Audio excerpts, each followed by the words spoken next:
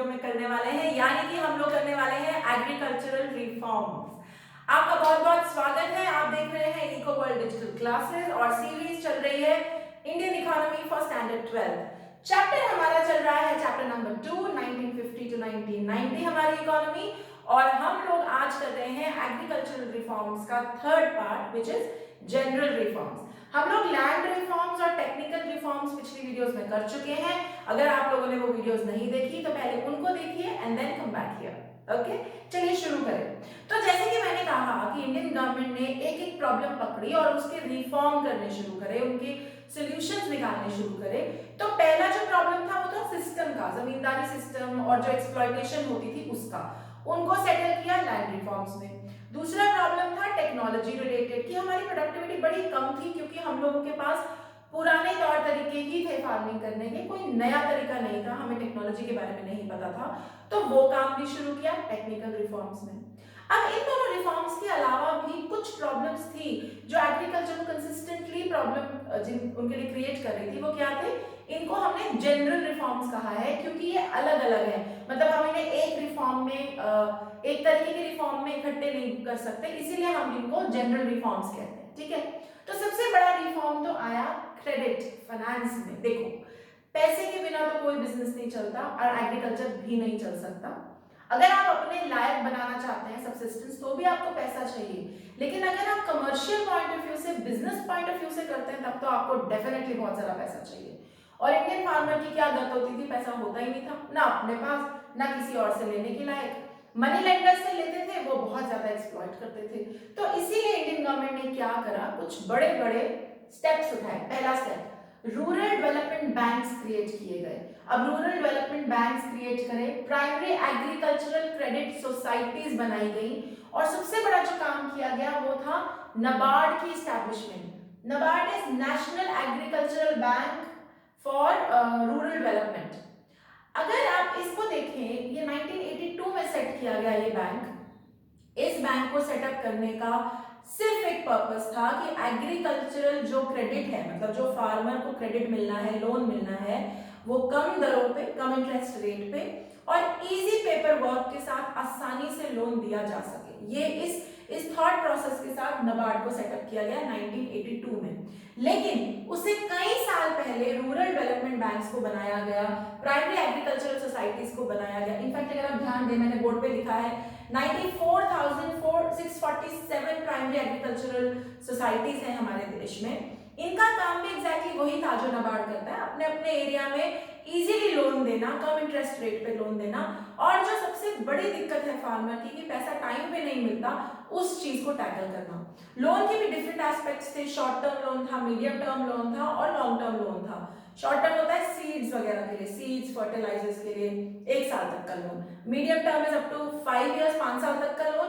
और वो होता है जैसे आपने कुछ कंस्ट्रक्शन करवानी है, ट्यूबवेल करवाना है या कोई छोटी मोटी मशीन खरीदनी है। और लॉन्ग टर्म होते थे 20 साल तक के लोन, जो आपको जमीन खरीदने के लिए, ऐसा कोई मेजर अगर आपने कंस्ट्रक्शन करनी है उसके लिए आपको ये लोन मिलता था। पहले तो ना लोन सोच के भी फार्मर भाग जाते थे, लेकिन जब ये बैंक एस्टैब्लिश हुए और इनका क्लियर जब इनको मैंडेट दिया गया कि आपने इसी काम पे ध्यान देना है, तो जो फाइनेंस की प्रॉब्लम थी वो काफी हद तक फार्मर्स की कम हो गई। मैं अभी भी इसमें एक बात क्लियरली कहना चाहूंगी, ऐसा नहीं है कि फार्मर्स की आज फाइनेंस की दिक्कत खत्म हो गई है कंप्लीटली, ऐसा बिल्कुल नहीं है। लेकिन अगर हम 1950 से कंपैरिजन करें तो हम बहुत आगे आ गए हैं, बहुत ज्यादा हमने उस प्रॉब्लम को काफी हद तक टैकल कर लिया है। तो ये रिफॉर्म इन्होंने किया। इनफैक्ट 1982 के आसपास की बात है, 72% ऑफ टोटल इंस्टीट्यूशनल क्रेडिट।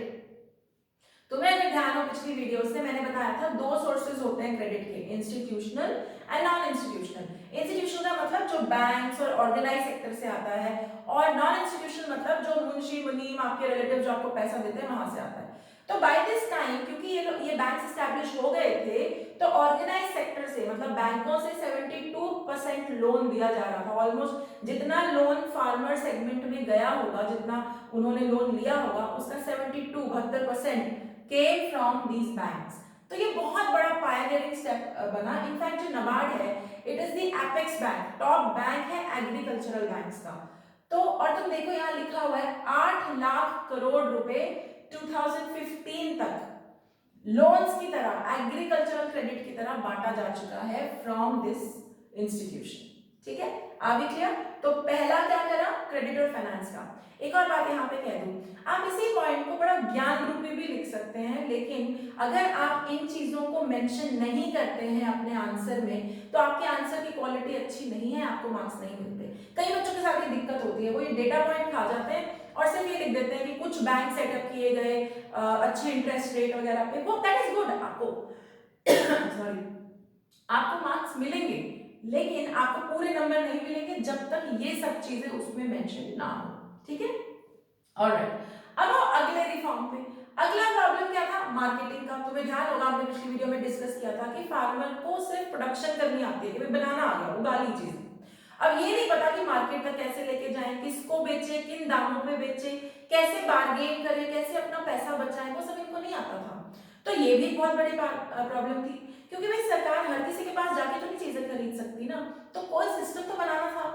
तो उन्होंने क्या किया, कोऑपरेटिव मार्केटिंग सोसाइटीज बना दी और रेगुलेटेड मार्केट्स बना दिए। तुम इसको ऐसे समझो, मंडियां बना दी, अनाज मंडियां बना दी।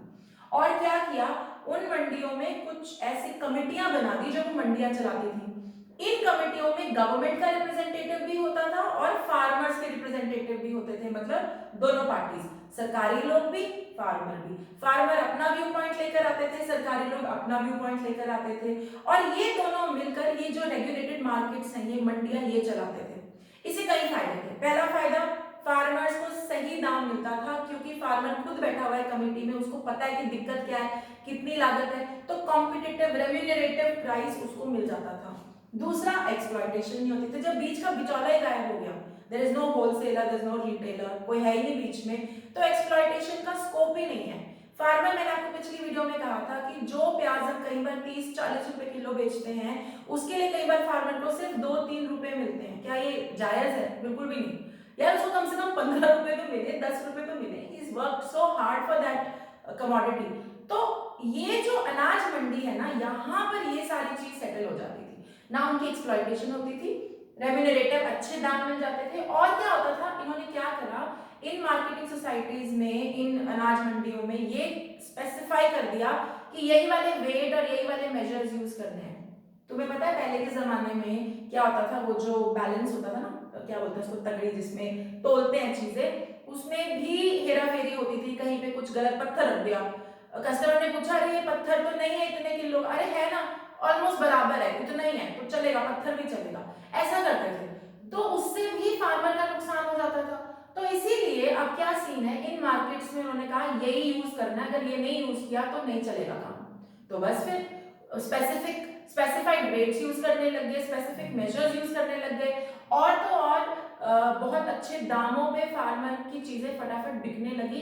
ये काम फिर गवर्नमेंट ऑफ इंडिया ने मार्केटिंग प्रमोट करने के लिए किया, ताकि फार्मर का जो प्रोड्यूस है वो पड़ा पड़ा सड़े ना, वो सही जगह पे पहुंच जाए। ठीक है, आ भी क्लियर? तो फाइनेंस की प्रॉब्लम सॉल्व कर दी, रेगुलेटेड मार्केट्स की। अगली बहुत बड़ी प्रॉब्लम, पहले हम फोर्थ करते हैं फिर थर्ड करेंगे, इरिगेशन। इरिगेशन की बहुत दिक्कत थी, तुम्हें पता है हम लोग मानसून डिपेंडेंट थे, हैं, अभी भी हैं। तो मानसून डिपेंडेंसी, हमारा जो इरिगेशन का सीन था, we were only 17% on irrigation in 1951। सिर्फ 17% लैंड वाज अंडर इरिगेशन, है ना। और आज की डेट में 49% अंडर इरिगेशन है लैंड, क्योंकि सरकार ने बहुत सारे प्रोजेक्ट्स लगाए हैं, मल्टीपर्पज प्रोजेक्ट्स लगाए, फार्मर्स को आसानी से लोन्स दिए ताकि वो ट्यूबवेल लगाए, और यहाँ तक कि ड्राई फार्मिंग टेक्निक्स पे भी बहुत ज्यादा रिसर्च की, ताकि इरिगेशन से रिलेटेड जो प्रॉब्लम है, जो सिंचाई की दिक्कतें हैं, वो हैंडल हो जाए। तो क्योंकि जब पानी नहीं होगा तो पौधे तो नहीं उग सकते। तो ये काम करते करते हम लोग 17% से 49% तक आज की डेट में आ चुके हैं। हो सकता है आज से 10 साल बाद अगर तुम लोग आगे इंडियन को किसी को पढ़ा रहे हो या खुद पढ़ रहे हो एडवांस स्टेज में, तो हो सकता है ये डेटा और बेटर हो जाए, लेकिन फिलहाल के लिए 17% टू 49%। ठीक है, अब जो तीसरा मैंने यहाँ पे रिफॉर्म लिखा है वो है प्राइस सपोर्ट पॉलिसी। ओके, तो प्राइस सपोर्ट पॉलिसी, अगर आप लोगों को +1 याद है और +1 माइक्रो में प्राइस सीलिंग और प्राइस फ्लोर याद है, तो ये समझना बहुत मुश्किल नहीं। प्राइस सपोर्ट पॉलिसी क्या है? प्राइस का सपोर्ट, सरकार आपको प्राइस का सपोर्ट दे रही है। किसको? फार्मर को। क्यों?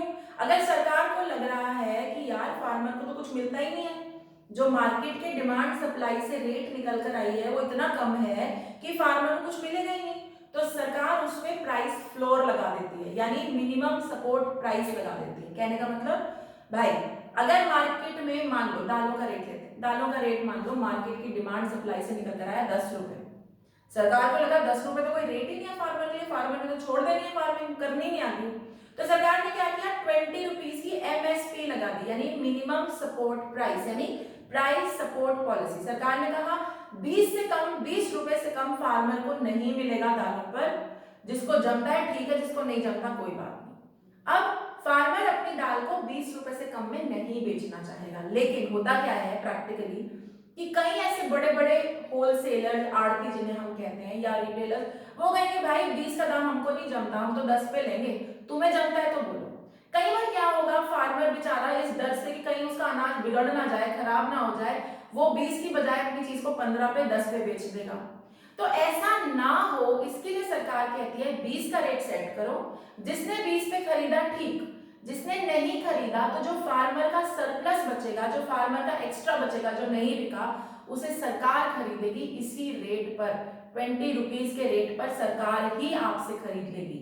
तो यानी सरकार ने आपकी क्या प्रॉब्लम सॉल्व की, आपको कम एक्सप्लॉइटेटिव दाम ना मिले, आपको ठीक दाम मिले, इसकी तैयारी कर दी। और अगर कहीं उस दाम पे आपसे आपका बिजनेस वाला, आपका होलसेलर ना खरीदे, कोई बात नहीं, सरकार आपसे खरीद लेगी। ये होता है मिनिमम सपोर्ट प्राइस, या जैसे हम प्राइस सपोर्ट पॉलिसी कहते हैं।